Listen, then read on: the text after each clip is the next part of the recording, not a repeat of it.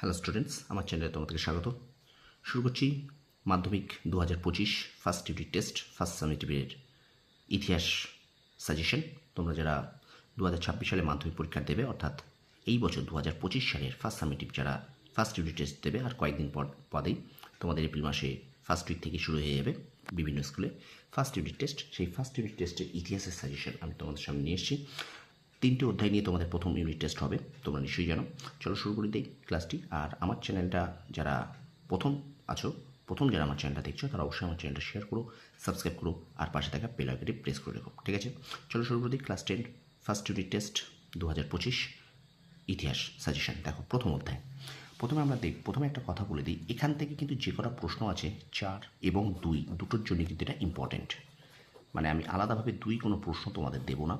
সুতরাং এই কোশ্চেনগুলোর থেকে আমি আশা করি এই কোশ্চেনগুলোর থেকেই যদি তুমি ভালো করে পড়ে যাও, সুতরাং তুমি এখান থেকে 4 এবং 2 করে আসতে পারবে। অর্থাৎ তুমি এই প্রত্যেকটা প্রশ্ন 4-এর জন্য করে যাও। প্রথমে তুমি 4-এর জন্য করে যাও, দেখবে 4-এর জন্য করে গেলে যদি 2 নম্বর আসে তাও তুমি লিখে আসতে পারবে, ঠিক আছে? চলো দেখি প্রশ্নটা প্রথমত কী আছে।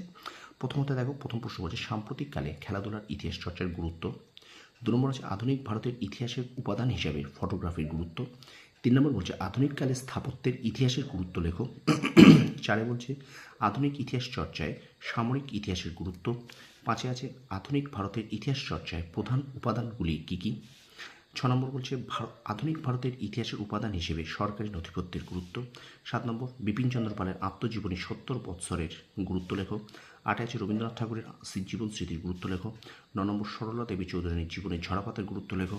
10 আছে ইন্দিরা গান্ধীকে লেখা জওহরলাল নেহরুর চিঠিগুলির গুরুত্ব লেখো এবং বঙ্গদর্শন পত্রিকার গুরুত্ব লেখো। অর্থাৎ এই 11টি প্রশ্ন তোমরা 4-এর জন্য করে যাও অবশ্যই, এবং আমি আশা করি এই 4-এর এখান থেকে 4 তো অবশ্যই তোমরা ফার্স্ট ইউনিট টেস্টে পাবে, এমনকি তোমরা কিন্তু 2ও এখান থেকে পাবে, ঠিক আছে? এমনকি এই সাজেশনটা কিন্তু তোমাদের ফার্স্ট ইউনিট টেস্ট, এমনকি তোমাদের স্কুলের টেস্ট পরীক্ষা এবং তোমাদের ফাইনাল পরীক্ষার জন্য কিন্তু এই সাজেশনগুলি থাকবে, ঠিক আছে? তো আরও একবার তোমরা প্রথম অধ্যায় থেকে দেখে নাও, এরপরে আমরা চলে যাবো সেকেন্ড চ্যাপ্টারে, ঠিক আছে? একটু ভালো করে দেখে নাও। চলো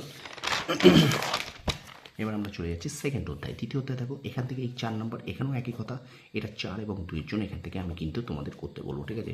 অর্থাৎ 2-এর জন্য এক্সট্রা তোমার প্রশ্ন করার দরকার নেই, তুমি যেগুলো 4 করে যাবে ভালো করে করে যাও, 4 থেকে তুমি 2 পেয়ে যাবে, ঠিক আছে? দেখো এবার দেখো বামাবোধিনী, দ্বিতীয় অধ্যায় বামাবোধিনী পত্রিকার গুরুত্ব, হিন্দু প্যাট্রিয়ট পত্রিকার গুরুত্ব, নীলদর্পণ নাটকের গুরুত্ব, পাশ্চাত্য শিক্ষার দ্বন্দ্ব, টিকালেখক মেকলেমিনিটস, টিকালেখক উডের ডেসপ্যাচ। 7 নম্বর দেখো নারী শিক্ষায় বিদ্যাসাগরের অবদান। 8 আছে পাশ্চাত্য শিক্ষায় রাধাকান্ত দেবের অবদান। 9 নম্বর আছে পাশ্চাত্য শিক্ষায় ডেভিড হেয়ারের ভূমিকা। 10 নম্বর আছে কলকাতা মেডিকেল কলেজ, এবং 11 নম্বর আছে বিজয় কৃষ্ণ গোস্বামী স্মরণীয় কেন।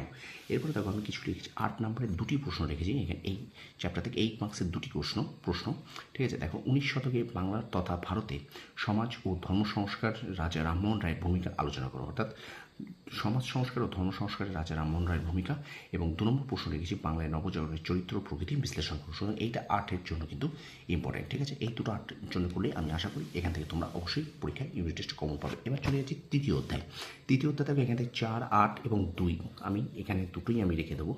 4-এর জন্য করতে পারবে, এখান থেকে 8ও পারবে, 2ও পড়বে। এই চ্যাপ্টারটা একটু ভালো করে বুঝে নাও। চুয়ার বিদ্রোহ প্রথমে নেতৃত্ব পড়বে, বৈশিষ্ট্য পড়বে, কারণ পড়বে, গুরুত্ব বা তাৎপর্য পড়বে, ঠিক আছে? তাহলে চুয়ার বিদ্রোহ কী কী করবে? প্রথম পর্ব, দ্বিতীয় পর্ব চুয়ার বিদ্রোহ পড়বে, সেটা নেতৃত্ব কারা দিয়েছে, বৈশিষ্ট্য, কারণ, গুরুত্ব, তাৎপর্য। গুরুত্ব অথবা তাৎপর্য একই জিনিস, ঠিক আছে?